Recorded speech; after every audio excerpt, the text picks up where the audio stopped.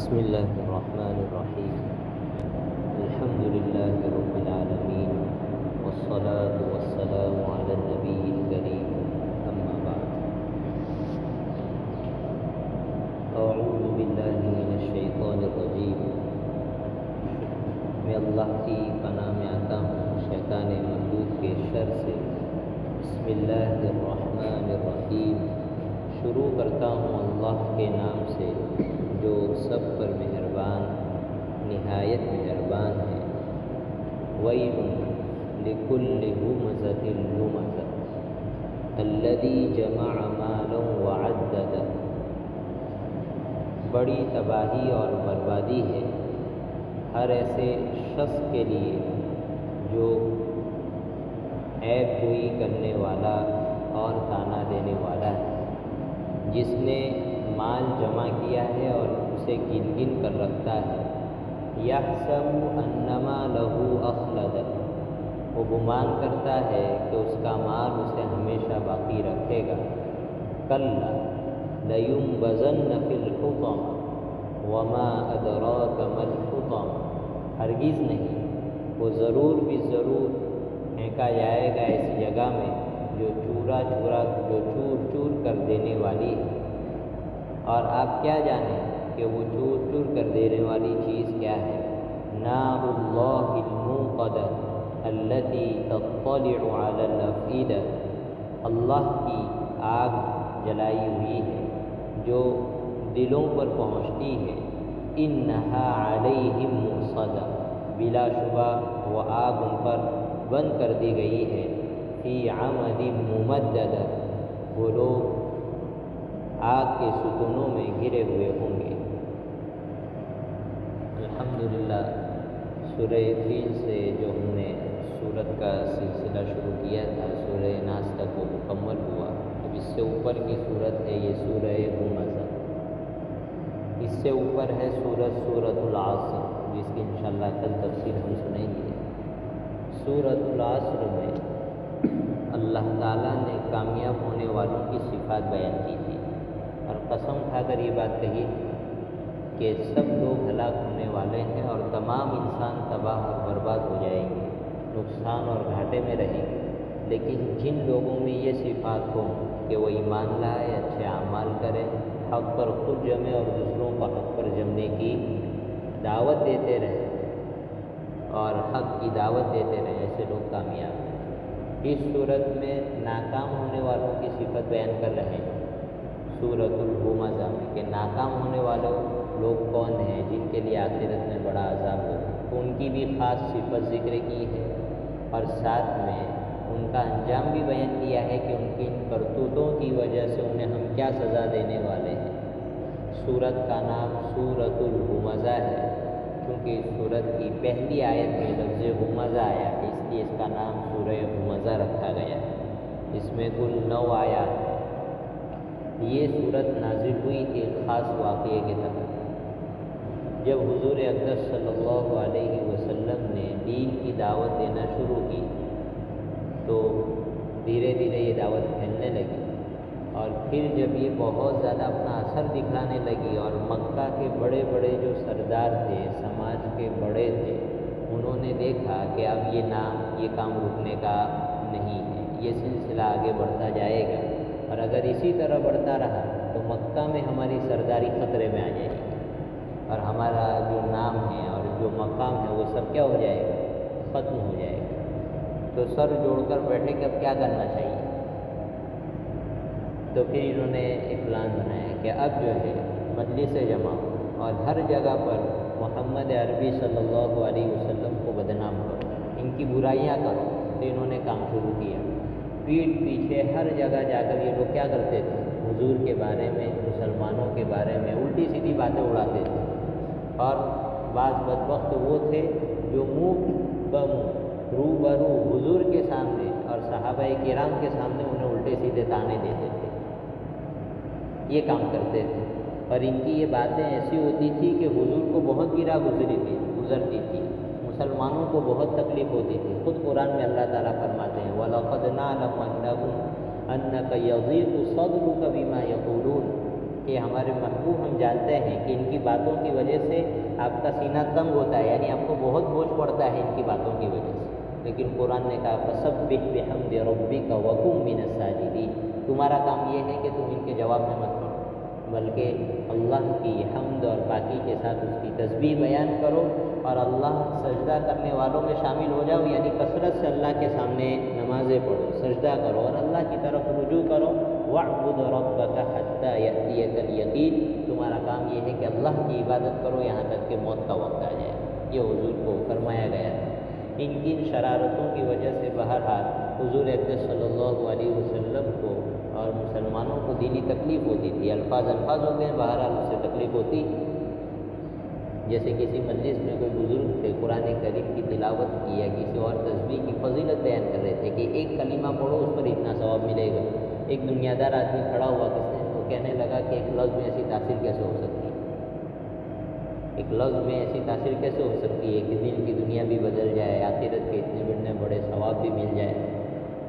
اب چونکہ عقل میں گھو بھرا ہوا تھا تو اس کو تو پورے برتن ہی سے، پورے آلے سے ہی نکالا جائے گا، تو انہوں نے اس کو کوئی جواب نہیں دیا، بلکہ اس کو 2-4 کلمات ایسے کہہ دیے جو بڑے آدمی کے لیے کیا ہوتے ہیں، سننے مشکل ہوتے ہیں، حرام زاد اور کمبخت وغیرہ کے 4-5 کلمے جو مجلس میں اس کو سنائے تو اس کے چہرے کا رنگ فوراً بدل گیا۔ تو کہا میاں کیا ہوا، الفاظ سے تو کچھ نہیں ہوتا، آپ کو کیا ہوا؟ تو کہا آپ سمجھ میں آ گیا بہار۔ تو الفاظ کی حقیقت ہوتی ہے، وہ اثر کرتے ہیں۔ تو حضور اقدس صلی اللہ علیہ وسلم کی تسلی کے لیے اور ان ظالموں کو اپنے انجام سے باخبر کرنے کے لیے یہ صورت نازل ہوئی ہے، سورہ ہمزہ مکیہ ہے۔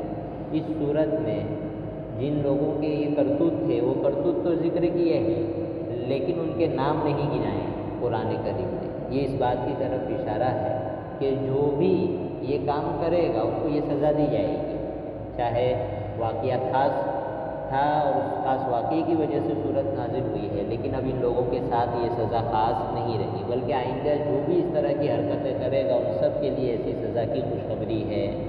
یہ کارنامے انجام دینے والے مکہ کے جو سردار تھے ان میں نام آتا ہے اخنس ابن شریح، ولید بن مغیرہ، امیہ ابن خلف، ابی ابن خلف، عامر ابن جمیل ابن عامر وغیرہ، یہ سب مکہ کے بڑے بڑے سردار تھے۔ تو یہ کام کرتے تھے کہ حضور کے پیچھے ان کی الٹی سیدھی غیبتیں کرتے تھے اور حضور کے سامنے اور مسلمانوں کے سامنے طعنہ دیتے تھے۔ اس آیت میں پہلا لفظ ہے ویل، یہ بد دعا دینے کے لیے اور بڑی تباہی بتلانے کے لیے عربی زبان میں استعمال ہوتا ہے۔ اس کا معنی ہے بہت بڑی تباہی ہے۔ اس کے لیے لکل ہمزۃ لمزہ، ہر ایسے شخص کے لیے جو عیب جوئی کرنے والا اور طعنہ دینے والا ہے۔ ہمزہ اور لمزہ یہ 2 لفظ ایسے ہیں کہ اردو زبان میں اس کا کسی ایک لفظ سے حق ادا نہیں ہو سکتا۔ اس میں ہر طرح کی چیز داخل ہے، کسی کی غیبت کرنا، منہ پر کسی کو طعنہ دینا، کسی کا مذاق اڑانا،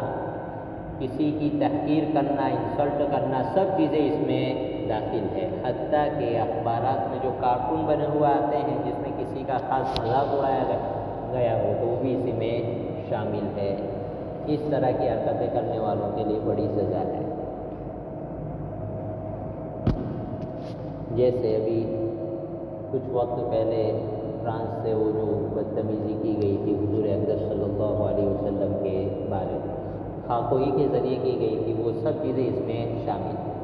یہ لوگ حضور کے زمانے میں موجود نہیں تھے، لیکن ان کے کام وہی کیا ہے، حضور کی ذات پر کیچڑ اٹھانے کا کام کیا ہے، ان کے لیے بھی یہی سزائیں ہے جو آخرت میں ان کو مل جائے گی، ان کے لیے بھی اور ان لوگوں کے لیے بھی جو ان کا کسی بھی طرح تعاون کرتے ہیں۔ اس وجہ سے اس علماء نے کہا تھا کہ فیس بک کو چونکہ استعمال کیا گیا تھا لہٰذا فیس بک کا استعمال چھوڑ دو۔ کیوں؟ اس لیے کہ ایمان کا تقاضا تھا، اس لیے کہ شریعت میں جہاں گناہ کرنا منع ہے وہیں گناہ میں مدد کرنا بھی کیا ہے؟ منع ہے۔ لہذا جہاں ہمیں یہ پتہ لگ جائے کہ ہماری کمائی ایسی جگہ پہنچ رہی ہے جس کمائی کو یہ لوگ دین کے خلاف استعمال کر رہے ہیں تو اس جگہ کمائی لگانا ہمارے لیے جائز نہیں۔ اس لیے علماء نے کہا تھا فیس بک استعمال مت کرو۔ جو لوگ تحقیق رکھتے ہیں ان کا کہنا یہ ہے کہ ایک مرتبہ کی کلک پر ان کو $2.5 کا فائدہ ہوتا ہے اور وہ یہ تمام قیمت جو ہے ہمارے خلاف ہی استعمال کرتے ہیں۔ تو یہ امام مومن کی غیرت کی بات ہے کہ جس پلیٹ فارم کو حضور کے خلاف استعمال کیا جائے کبھی وہ آنکھ اٹھا کر بھی اس کی طرف نہ دیکھے۔ بس آگے اس کی ایک تیسری صفت بیان کی، الذی جمع مالا وعددہ، جس نے مال کو جمع کیا، وعددہ، اور اس کو گن گن کر رکھتا ہے، فگر گنتا رہتا ہے، یعنی مال جمع کیا ہے اور پھر خرچ بھی نہیں کرتا ہے جہاں خرچ کرنا ہے وہاں، بلکہ گن کر رکھتا ہے، یعنی بخیل ہے، کنجوس ہے۔ اچھا، یہ جو لائے ہیں یہ بتانے کے لیے لائے ہیں کہ یہ جو کرتوت ہے، یعنی لوگوں کے عیب اچھالنا اور لوگوں کو تانا دینا، اس کی وجہ یہ ہے کہ اس کے پاس مال بہت، اور یہ مال کو سب کچھ سمجھتا ہے، حتیٰ کہ اس کا مال کے ساتھ اتنا زیادہ لگاؤ اور ایسا تعلق ہے جس سے ایسا لگتا ہے کہ یہ آدمی ایسا سمجھتا ہے کہ اس کا مال اس کو ہمیشہ کیا رکھے گا، باقی رکھے گا، ہر طرح کی مصیبت سے اس کی حفاظت کرے گا، اور یہ کبھی مرے گا بھی نہیں، اتنا زیادہ اس کا مال کے ساتھ تعلق ہے اور اس کو مال کے ساتھ اتنا عشق اور پیار ہو گیا ہے۔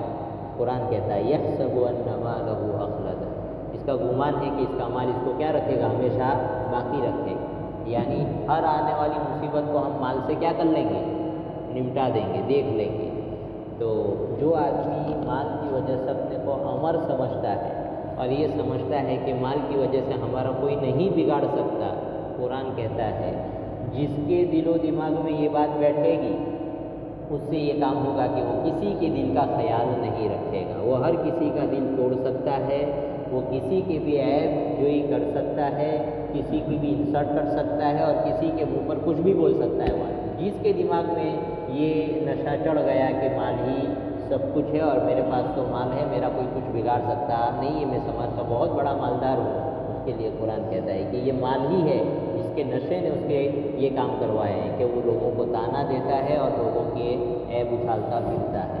اس لیے آدمی کو مال کو اتنی جگہ دل میں نہیں دینی چاہیے، شریعت میں مال کی حیثیت اچھی طرح سمجھ لینی چاہیے۔ مال بہت اچھی چیز ہے، لیکن اس وقت جب جائز طریقے سے آدمی اس کو کمائے اور جائز جگہوں پر خرچ کرے اور اس کا جو حق ہے اس کو ادا کرے، یہ بہت ضروری ہے، اس کا جو حق ہے اس کو ادا کرے، زکوٰۃ ہے وہ ادا کرے، رشتہ داروں کے حق ہیں وہ ادا کرے۔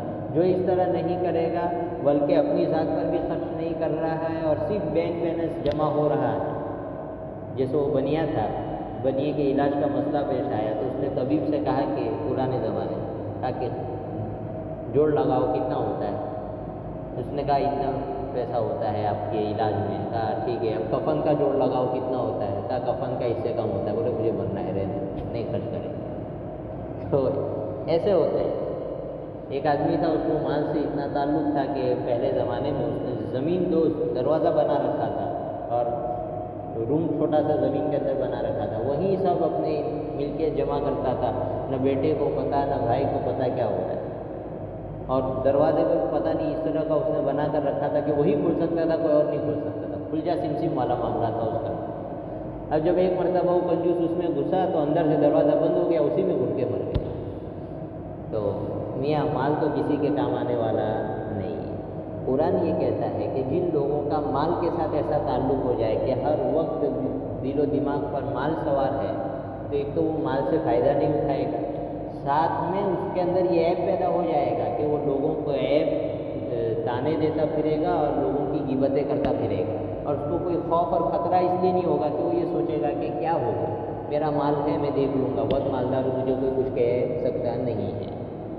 قرآن کہتا ہے یہ سوچ نیری غلط ہے، اس میں کوئی دم نہیں ہے، کلا ہرگز نہیں، یعنی ایسا نہیں ہو سکتا۔ کافر تو یہ کہتے تھے مریں گے اور خدا نہ خواستہ اللہ کے سامنے پیشی ہوگی تو پیسہ دے کر ٹوٹ جائیں گے، اس لیے اللہ نے بہت زور دے کر ہر جگہ بار بار کہا ہے کہ یہ نشہ دل سے اتار دو کہ تمہارا مال وہاں کام لگے گا۔ تم مال کی بات کرتے ہو، اللہ نے تو قرآن میں یہ کہا ہے کہ زمین پر جتنے لوگ بستے ہیں اور پوری زمین کی زمین اپنے خزانوں کے ساتھ اگر تم فدیے کے طور پر ہمیں دو گے کہ ہمیں بچا لو، کلا تو یہ ہرگز نہیں ہو سکتا، ہم تو تمہیں جہنم کے حوالے کر کے رہیں گے۔ اس لیے قرآن کہتا ہے کلا، یعنی ایسا ہرگز نہیں ہو سکتا کہ تم ایسے سب کارستانیاں کرتے پھرو، لوگوں کے عیب جوئی کرو، لوگوں کے دل توڑو، ان کی مذاق اڑاؤ، تانے دیتے پھرو اور پھر بھی یہ سمجھو کہ ہمیں کوئی کچھ نہیں کہنے والا، کلا ہرگز ایسا نہیں ہے، بس آنکھ بند ہونے کی دیر ہے، لیمبذن فی الحطام، پھر تو ہم تمہیں چور چور اور ریزہ ریزہ کر دینے والی جگہ پر داخل کر دیں گے۔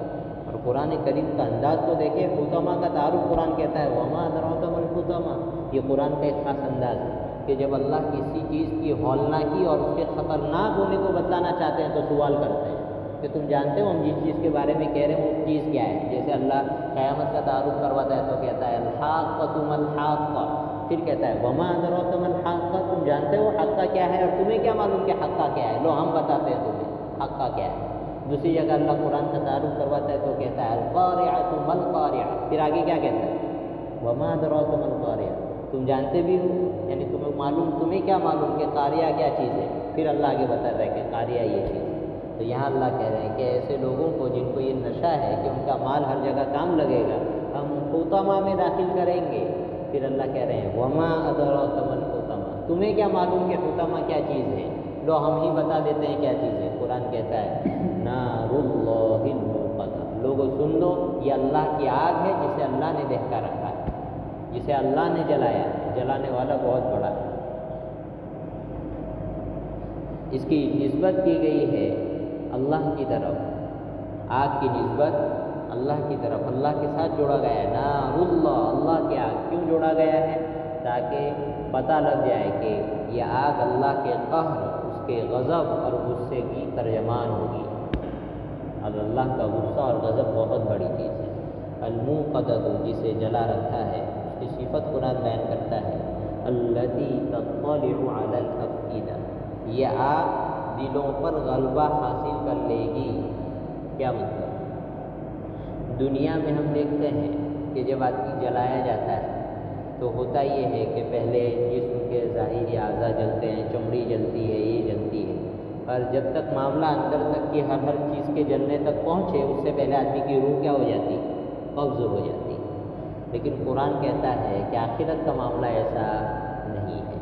ہم جہاں جاننے کی بات کر رہے ہیں وہ جگہ ہے لا یموت فیہا ولا یحیا، جہاں آدمی نہ جی سکتا ہے نہ مر سکتا ہے۔ تو ظاہر سی بات ہے کہ جب جلائیں گے تو اوپر کا جلے گا، تو ایسا نہیں کہ اوپر کے جلنے کے ساتھ آدمی مر جائے گا، بلکہ وہاں تو آگ دل تک پہنچ جائے گی۔ کہاں تک؟ دل تک۔ دل کی مثال کیوں دے رہا ہے قرآن؟ دو وجہ سے۔ ایک وجہ تو یہ کہ ہم دیکھتے ہیں کہ جسم میں ہمارا جو عضو بہت کمزور اور نازک ہو، وہاں تھوڑی سی حرکت معمول سے خلاف ہو جائے، جو سسٹم چل رہا ہے اس سے ہٹ کر ہو جائے تو آدمی کی زندگی اجیرن ہو جاتی ہے۔ آنکھ میں ایک تنکا گھس گیا، جب تک نہیں نکلے گا وہاں تک آدمی پریشان رہے گا، اس لیے کہ پورے ظاہری اعضاء میں آنکھ سب سے زیادہ نازک عضو ہے۔ اسی طرح اندر کی چیزوں میں سب سے نازک جگہ کون سی ہے؟ دل۔ کہاں؟ وہاں بھی آپ پہنچائیں گے تاکہ تمہیں پتہ لگے، آگ کو کباب، دل کو کباب بنا دیا جائے گا تاکہ عذاب کا مزہ چکھے۔ اور جہنم میں تو جو جلایا جائے گا، اللہ حفاظت کرے ہر ایک کی۔ یہ جو ہمارے مرغی کیا کرتے ہیں ان کو چکن ٹکا وغیرہ کیسے سیکے جاتے ہیں نا، وہاں جا کر تھوڑا دیکھ لینے کا، وہاں کھڑے رہے اور قرآن کی ایک آیت پڑھے، دونوں کی تفسیر ایک لگتی ہے۔ یوم تقلب وجوہہم فی النار، یوں گھما گھما کر جلایا جائے گا۔ تو آخرت کا معاملہ بہت سخت ہے۔ اللہ اس آگ کی اطلاع دے رہا ہے کہ وہ آگ جو ہے صرف ظاہری جسم کو نہیں جلائے گی، دل کو بھی کباب بنا کر رکھ دے گی۔ اور پھر اتنا ہی نہیں کہ اتنا جل رہے ہیں، مر بھی نہیں سکیں گے، تڑپیں گے۔ اور پھر تڑپانے میں مزید یہ کہ دوسری جگہ اللہ کہتے ہیں کلما نضجت جلودہم بدلناہم جلودا غیرہا لیذوقوا العذاب، کہ جب ان کی چمڑیاں جل کر ختم ہو جائے گی تو ہم جیسے ڈریس تبدیل کرتا ہے آدمی، اس طرح ہم اس کے جسم کی چمڑی بھی کیا کر دیں گے؟ تبدیل کر دیں گے، فوراً دوسری چمڑی چلائیں گے۔ کیوں؟ تاکہ زندہ چمڑی پر اور عذاب کا مزہ چکھیں کہ عذاب کیا ہوتا ہے۔ یہ معاملہ ہے، اتنا سخت معاملہ ہے، تبھی تو اللہ قرآن میں کہتا ہے فَيَوْمَئِذٍ لَا يُعَذِّبُ عَذَابَهُ أَحَدٌ، کہ جب اللہ عذاب دینے پر آئے گا تو اس سے بڑھ کر کوئی عذاب دینے والا نہیں ہے۔ اور دنیا کا حال دیکھیں کہ اللہ کہہ رہا ہے مَا يَفْعَلُ اللَّهُ بِعَذَابِكُمْ إِن شَكَرْتُمْ وَآمَنْتُمْ، کہ اللہ تمہیں عذاب دے کر کیا کرے گا اگر تم ایمان لے آؤ اور شکر والا معاملہ رکھو۔ إِنَّهَا عَلَيْهِمْ مُؤْصَدَةٌ، مزید سنو، اتنا سخت عذاب ہے اور اس پر مزید یہ کہ انہا علیہم مؤصدہ، جس حطمہ میں ہم داخل کرنے کی بات کر رہے ہیں، جس آگ میں داخل کرنے کی بات ہم کر رہے ہیں، انہا علیہم مؤصدہ، بلا شبہ وہ آگ ان پر بند کر دی جائے گی۔ ایک آگ وہ ہے جو ہم یہاں سڑک پر جلا دیں تو وہ پھیلتی اور اس کی گرمی اور اس کی تپش پھیل جاتی ہے تو اس کی وہ بات نہیں رہتی۔ اور ایک آگ وہ ہے جو بھٹے پر جلائی جاتی ہے، جس سے اینٹیں پکائی جاتی ہیں، اوپر سے بند ہے ہر طرف سے بند ہے تو اس کی ایک اپنی تپش ہوتی ہے۔ یا جیسے ہمارا پریشر کوکر ہوتا ہے، ہمیں کوئی چیز ابالنی ہو اور کسی چیز کو گوشت وغیرہ انڈا وغیرہ کچھ ابالنا ہے تو ہم تپیلے میں نہیں رکھتے ہیں، کہاں رکھتے ہیں؟ کوکر میں رکھتے ہیں تاکہ اس کی پوری تپش اور ہیٹ اس کو ملے جس چیز کو تپانا ہے۔ اسی طرح ان کو عذاب دینا ہے تو اللہ کہہ رہے ہیں ان کی طرف ہر طرف سے آپ کو ایسا مسلط کر کے رکھیں گے کہ آپ کی گرمی اور زیادہ کیسی رہے، اس کی ہیٹ کسی بھی طرح ضائع نہ ہونے پائے بلکہ اور مزید بڑھ چڑھ کر ان کے جسم کو جلائے، ان کے دل کو جلائے۔ انہا علیہم مؤصدہ، پھر آگے اللہ کہتے ہیں فی عمد ممددہ، وہ آگ کے بڑے بڑے ستونوں میں گھرے ہوئے ہوں گے، یعنی ہم نے ہر طرف سے چاروں طرف سے ایسا بند کر کے رکھا ہوگا اور اس کے آگ کے شعلے اتنے بڑے بڑے ہوں گے ایسا لگے گا جیسے بڑے بڑے ستون ان کے ارد گرد قائم ہیں۔ یہ تو ہم الفاظ کے ذریعے سمجھ رہے ہیں، ورنہ اس کی حقیقی شکل تو جو ہے وہ آخرت میں جا کے پتہ لگے گی۔ اور جہنم کا معاملہ بہت سخت ہے۔ ایک بزرگ نے لکھا ہے کہ یوپی میں گونگا آدمی تھا، نہ نماز پڑھتا تھا نہ روزے رکھتا تھا، بس ایسے ہی آوارہ گھومتا پھرتا تھا۔ ایک دن اس کو رات کو جہنم خواب میں نظر آ گئی۔ وہ بزرگ کہتے ہیں، اور وہ کوئی اور بزرگ نہیں، مولانا اشرف علی تھانوی رحمۃ اللہ علیہ جو بہت چوٹی کے عالم اور بڑے پائے کے بزرگ ہیں، وہ خود کہتے ہیں میں نے خود جا کر اس آدمی کو دیکھا۔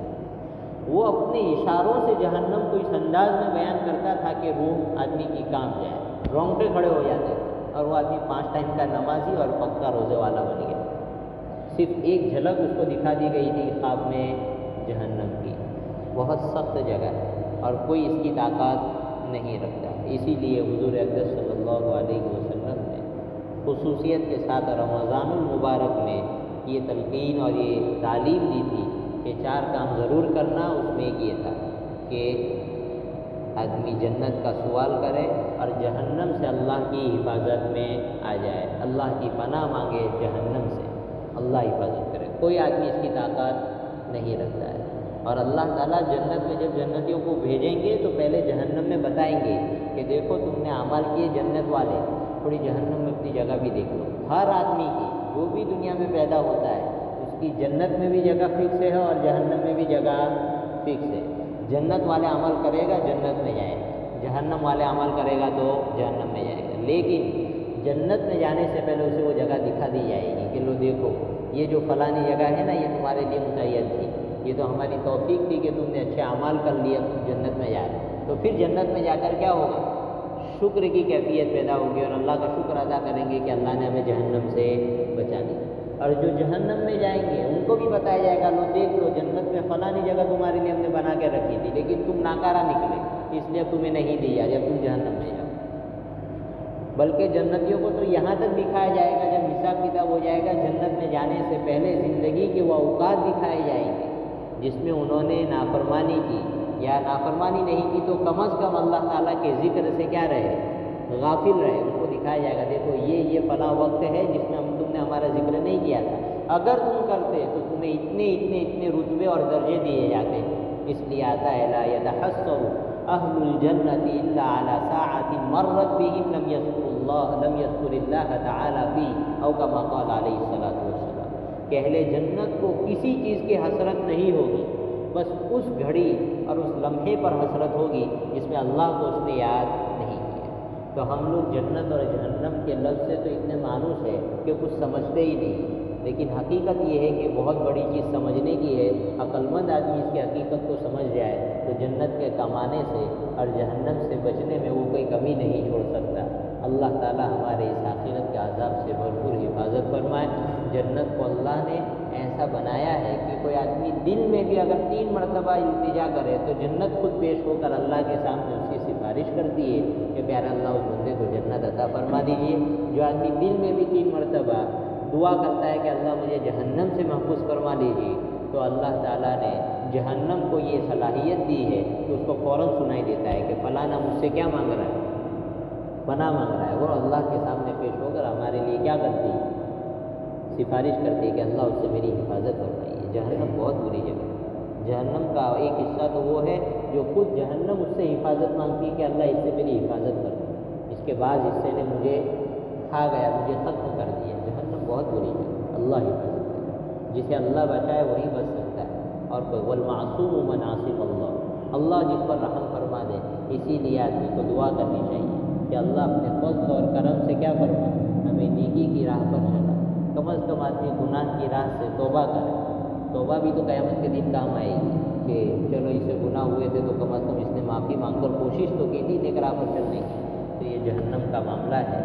یہ دو چیزیں، عیب جوئی کرنا اور تانا دینا، یہ لگتے تو بہت معمولی ہے، لیکن قرآن کریم کا جو انداز ہے، عربی کے اعتبار سے اس کا جو انداز ہے وہ بہت خطرناک ہے، بہت پاورفل ہے کہ ہم یہ نارمل گناہ نہیں ہے، اس پر ہم بہت بڑی سزا دینے والے ہیں۔ اس لیے اس صورت سے ہمیں سیکھنے کی جو چیز ملی وہ یہ ہے کہ زبان بہت قیمتی ہے۔ کیا ہے؟ زبان بہت قیمتی چیز ہے، اس کو کسی کے عیب میں یا کسی کے تانا دینے میں استعمال نہیں کرنا چاہیے، بلکہ کوئی بھی ایسی بات نہیں کہنی چاہیے جس سے کسی مومن کا دل ٹوٹ جائے۔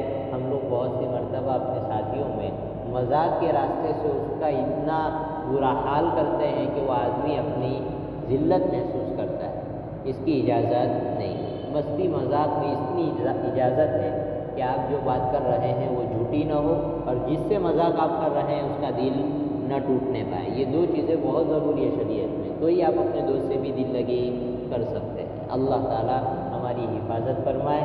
اس صورت میں 3 عادتیں بیان کی گئی ہے۔ نمبر 1، لوگوں کا مذاق اڑانا، تحقیر کرنا، چاہے وہ باڈی لینگویج ہی سے کیوں نہ ہو۔ جیسے ساتھیوں میں آدمی چل رہا ہے پھر رہا ہے اور دوسرے آدمی کے اشارے کر کر کے اس کی مذاق اڑا رہے اور اس پر کہے لگا رہے ہیں، تو یہ بھی غلط ہے، وہ بھی اس میں شامل ہے۔ باڈی لینگویج سے ہوگا یا زبان سے ہوگا، ہر چیز اس میں شامل ہے۔ تانا دینا، کسی کا عیب بیان کرنا، اس کی پیٹھ پیچھے یا زبانی اس کے منہ پر تانا دینا۔ اور تیسری چیز ہے مال کے ساتھ ایسا لگاؤ اور تعلق کہ اسی کو آدمی سب کچھ سمجھے اور یہ سمجھے کہ یہی میرا سب کچھ ہے، ہر حال میں مجھے کام لگے گا، اور اس مال کے حقوق آدمی ادا نہ کرے۔ تو یہ 3 ایسی بری عادتیں ہیں جس کی وجہ سے آخرت میں بہت بڑا عذاب دیا جائے گا۔ اللہ تعالیٰ اس عذاب سے ہماری اور پوری امت کی حفاظت فرمائے۔ سبحان اللہ۔